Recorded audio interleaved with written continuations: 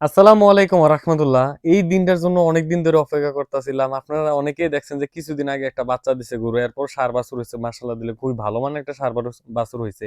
তো আমি সবসময় মানে সবচাইতে বেশি অপেক্ষা করতেছিলাম যে আমার যে বড় যে গাভীটা আছে এইটার থেকে কি বাছুর হয়। আমি আগে কইছি যদি দামরি বাছুর হয় তাহলে কিন্তু বিক্রি করে দিমু। ষাঁড় বাছুর হইলে রাইখা দিমু। তো ষাঁড় বাছুর হইছে আলহামদুলিল্লাহ একটা ষাঁড় বাছুর হইছে এবং খুবই ভালো মানের একটা ষাঁড় বাছুর হইছে। আর এই গরুটা কিন্তু নিজে, নিজে বাচ্চা দিছে প্রায় সকাল ৪টা বাজে বাচ্চা দিছে। তো আমি এই সময় কিন্তু অনেক খেয়াল রাখি। যেমন কয়েকবার করে গরু ঘরে আসি। তো এই প্রায় ২টা বাজে মনে হয় গরু ঘরের থেকে আইসা গেছি যে না গরুর নরমালি আছে বাচ্চা দেওয়ার যে একটা ব্যথা ওইটা কিন্তু উঠে নাই। তো ৪টা বাজে আবার মায়ে ডাকতেছে যে গরু বাচ্চা দিছে তাড়াতাড়ি ওঠ। তো আমি মানে ঘুমের থেকে যেহেতু ২টা বাজে উঠছি এবং ৪টা বাজে মানে ২টা বাজে ঘুমাইছি আবার ৪টা বাজে উঠা কিন্তু অনেক কষ্ট হয়ে গেছিল। তো যাই হোক উইঠা দেখতেছি যে গরু নিচে পড়ে রইছে। তো যাই হোক কোনো ব্যথা পায় নাই। মানে দাঁড়ানো অবস্থায় বাচ্চা দিছে। কোনো জায়গায় ব্যথা পাইলেও এটা বুঝা যাইতেছে না। তো বাছুরটারে গরম মানে পাশে আগুন জ্বালায়া গরম করতেছিলাম। যেহেতু আমার এই ঘরটা অনেক ভিজা। আর আমরা অনেকেই একটা জিনিস ভুল করি যে বাছুর হওয়ার পর অনেক দেরি করে শাল দুধ খাওয়াই। তো এগুলা যেহেতু উন্নত মানের বাছুর বলতে যেমন শাহিওয়াল, ফ্রিজিয়ান এগুলা কিন্তু দেশি বাছুর মতো না। রোগ প্রতিরোধ ক্ষমতাও মোটামুটি দেশি বাছুর থেকে একটু কম। শাহিওয়াল গরু যেহেতু রোগ প্রতিরোধ ক্ষমতা মোটামুটি আছে কিন্তু ফ্রিজিয়ান গরু কিন্তু রোগ প্রতিরোধ ক্ষমতা খুবই কম।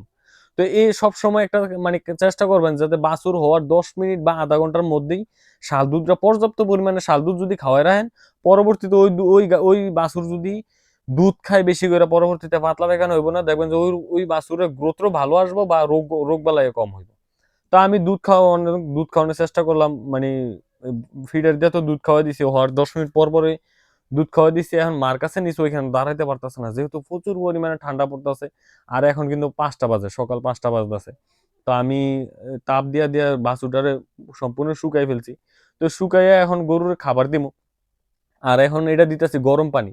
প্রায় যখন গাভী বাচ্চা দিব গরম পানি খাওয়ালে কিন্তু খুব উপকার হয়। যেমন ভিতরে কিন্তু অনেক ব্যথা থাকে যখন বাচ্চাটা দেয়। তো গরম পানি খাওয়ালে কিন্তু ব্যথাটা কিন্তু কইমা যায়। এরপরে দিয়ে দিতেছি চিনি যাতে শরীলে এনার্জিটা চলে আসে। এই নিয়ম কিন্তু সম্পূর্ণ আমার নিয়ম যখন আমি আমার বড়, বড় গাভী আছিল, ফ্রিজিয়ান গাভী আছিল তখন এই নিয়মেই কিন্তু আমি গাভীগুলা যখন বাচ্চা দিত এই নিয়মে করছি। আলহামদুলিল্লাহ ভালো ফলাফল পাইছি।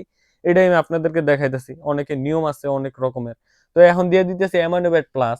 এটা থাকলেও দিলে ভালো না থাকলে কোনো সমস্যা নেই। যেহেতু আমার কাছে আছিল এই কয়েল পাখির বা এই সবসময় দেওয়া লাগে এই ভিটামিন, ক্যালসিয়াম গুলা। তো এইজন্য এই গাভীটার দিয়ে দিতেছি যাতে এনার এই ক্যালসিয়াম শর্ট না হয়। আর শাহিওয়াল গরু ক্যালসিয়াম শর্ট হয় না যেহেতু এগুলা বেশি দুধের গাভী না।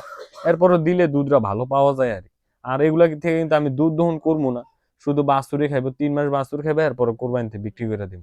আর এরপরে দিয়ে দিতেছিলাম শুধু গমের ভুসি। তো ওই বাছুর জন্ম নেওয়ার পর কিন্তু গাভীর পেট অনেক খালি হয়ে যায় এবং প্রচুর পরিমাণে পানি বের হয়ে যায়।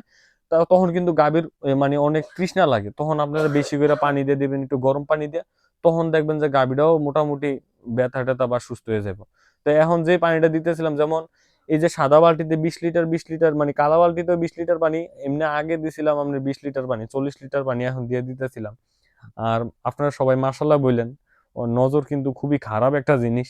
এবং বাচ্চা হওয়ার সাথে, সাথে যখন বেশি করে পানি খাওয়াবেন তখন দেখবেন যে ফুলটাও পড়ে যাবে। পেটটা যখন ভরা থাকবে, পেটে চাপ থাকবে তখন কিন্তু মানে নিজে, নিজে ফুল পড়ে যাবে। অনেক সময় দেখা গেছে যে গরুর ফুল পড়ে না। ওই পানি খাওয়ালে কিন্তু তাড়াতাড়ি ফুলটা পড়ে যায় এবং ১ মাস আগে যে গরুটা বাছুর দিছে, এটা থেকে আমি অল্প, অল্প দুধ দহন করি। যেহেতু ১ মাস হয়ে গেছে এবং দুধ একটু বেশি হয়। আর বাছুরটা কিন্তু সবসময় ঝাড়া থাকে।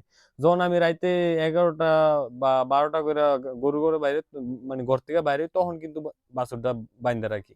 সকালে প্রায় ২.৫ কেজি মতো দুধ দোয়। মানে ২ বাট আমি দোয় আর ২ বাট ওই খায়। আর নিজে নিজেই সারাদিন কিন্তু ছাড়া থাকে। আর এই যে গরুটা দেখতেছেন এটারে এখন একটু দুধ খাওয়াইতেছিলাম বেশি কইরা। কারণ বাছুরের পর্যাপ্ত পরিমাণে দুধ খাওয়াবেন, বাছুরের গ্রোথও ভালো আসবো, বাছুর মোটা বা এই শরীরটাও ভালো থাকবো এবং দেখবেন যে বাছুরের যত দুধ খাক পরবর্তীতে কোনো সমস্যা হইব না। তো আর এই গরুটা কিন্তু নতুন বাচ্চা দিছে এইজন্য একটু লড়ালড়ি করতাছিল। ২-১ টা বাচ্চা দিলে হয়তোবা লড়ালড়ি করে না। কিন্তু এই গরুটা তো নতুন বাচ্চা দিছিল এইজন্য বাচ্চারে দুধ খাইতে দিতেছিল না। এইজন্য একটু খাইয়ে দিতেছিলাম। আর এটা কিন্তু আবার অনেকে বলতে পারেন যে ভাই এটা কি আপনি বীজ দিছেন কিনা? আমি এগুলা কিন্তু বীজ দেই না। আমি যখন কোরবানির ১৭ দিন আগে গরু বিক্রি করছি, এগুলা আবার যায়া কোরবানিতে ৫ টা গাভী আনছিলাম। ৫ টা গাভী আনার পরে ২ টা গাভী প্রেগন্যান্ট পরে ৩ টা গাভী কোরবানিতে বিক্রি করে দিছি আর ২ টা গাভী আমি রাইখা দিছিলাম। তো দোনোটাই মাশাআল্লাহ দিলে দোনোটাই মানে এটার আর এটার মায়ের কালার এক এবং যেটা বাচ্চা এটার কালারও এক। মাশাআল্লাহ দিলে খুব ভালো মানের হইছে। আপনারা জানাবেন যে কেমন বাছুর হইছে। আর এইগুলা কিন্তু এরপর কোরবানিতে ইনশাল্লাহ বিক্রি হয়ে যাবে। আর শরীর কিন্তু ভাঙতে দিতাম না। এখন মোটামুটি অনেক ভালোই খাবার দাবার দিমু যাতে শরীরটা না ভাঙে। এরপরে 3 মাস পরে যখন দুধ আলগা করে দিমু এরপরে কোরবানিতে গরুটা বিক্রি করে দিমু। আর আমরা কিন্তু এগুলা জাত উন্নয়ন করি না। কারণ এই জন্যই জাত উন্নয়ন করি না, কারণ আমরা যেহেতু অল্প পুঁজি বা আমাদের এই গরু দিয়ে আমাদের সংসারটা চালানো লাগে, তো এগুলো যদি অনেক টাকা আটকে থাকে তখন কিন্তু আমাদের ভালো একটা প্রফিট আসে না। আর এগুলো কিন্তু মাংস করে দিলে, যেমন আমাদের অঞ্চলে কিন্তু শাহিওয়াল গরুর চাহিদা খুব বেশি থাকে। আর আর মাংস করে বিক্রি করলে আমাদের বেশি লাভ হয়, কারণ যেহেতু আমরা 3 মাস পর পরে গরু মোটা তাজা করে বিক্রি করে দিই। আর এগুলাতে কিন্তু কোরবানিতে খুব বেশি চাহিদা থাকে। এবং যে বাছুরটা দেখছেন কিছুদিন আগে বাচ্চা হয়েছে, আমার বাসা কিন্তু এই আমার ঘরটা কিন্তু বা গরু ঘরটা কিন্তু একবার রাস্তার পাশে। তো এই অনেক গাড়ি ঘোড়া যায়, যদি কোনো অ্যাক্সিডেন্ট হয়ে যায় এই জন্য আমি বাইর করতে পারি না। আর বাইর করার পরে তো দেখতেন কি দৌড়াদৌড়ি করতেছে।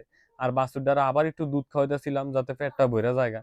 আর মাশাল্লাহ দিলে এখন একটু রোদ উঠছে আর দৌড়াদৌড়িও করতেছে।